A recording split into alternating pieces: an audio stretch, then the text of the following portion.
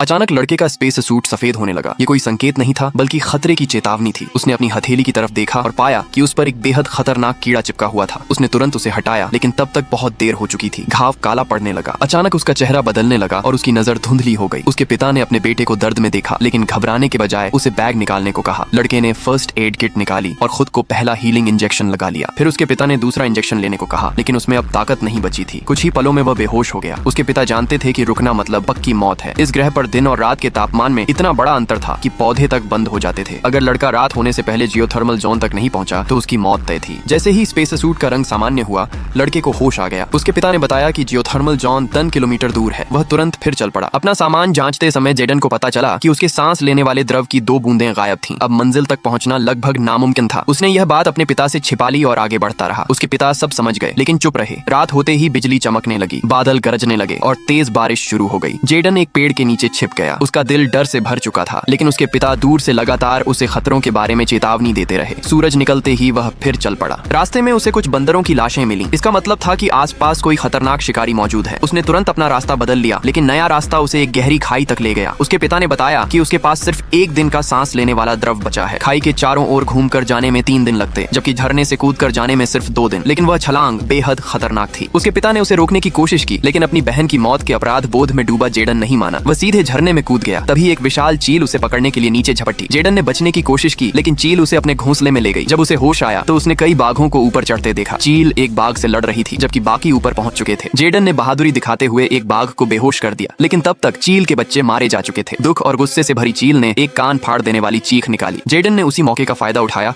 और वहां से भाग निकला। उसने अपने पिता से संपर्क करने की कोशिश की लेकिन कम्युनिकेटर टूट चुका था। अब उसे यह सफर अकेले ही पूरा करना था। रात होते ही ठंड और बढ़ गई और पौधे जमने लगे। उसका स्पेस सूट फिर से सफेद हो गया। ठंड से उसका शरीर जवाब देने लगा और वह बेहोश होकर गिर पड़ा। तभी कोई उसे घसीटकर एक गड्ढे में ले गया। अगली सुबह जब उसकी आंख खुली तो उसने देखा कि वही विशाल चील उसके ऊपर मृत पड़ी हुई थी। उसने जेडन को जमा देने वाली ठंड से बचाने के लिए अपनी जान कुर्बान कर दी थी। अब समय बहुत कम बचा था। जेडन ने मलबे में तलाश शुरू की। आखिरकार उसे सांस लेने वाला द्रव और एक ट्रांसमीटर मिल गया लेकिन ट्रांसमीटर खराब था। तभी स्ट्रैंगलर नाम का एक खतरनाक जीव अपने पिंजरे से बाहर निकल आया। जैसे ही वह दिखाई दिया, आसमान काला पड़ गया। यह उसके आसपास होने का संकेत था। जेडन सिग्नल भेजने के लिए ऊपर चढ़ा लेकिन स्ट्रैंगलर ने उस पर हमला कर दिया। ट्रांसमीटर नीचे गिर गया और जेडन चट्टानों पर जा गिरा। उसे लगा कि वह असफल हो गया है। वह अपनी बहन को नहीं बचा पाया और अब अपने पिता को भी नहीं बचा सकेगा। लेकिन तभी उसका ट्रांसमीटर आखिरकार काम करने लगा और बचाव दल उसके पिता को बचाने में सफल हो गया।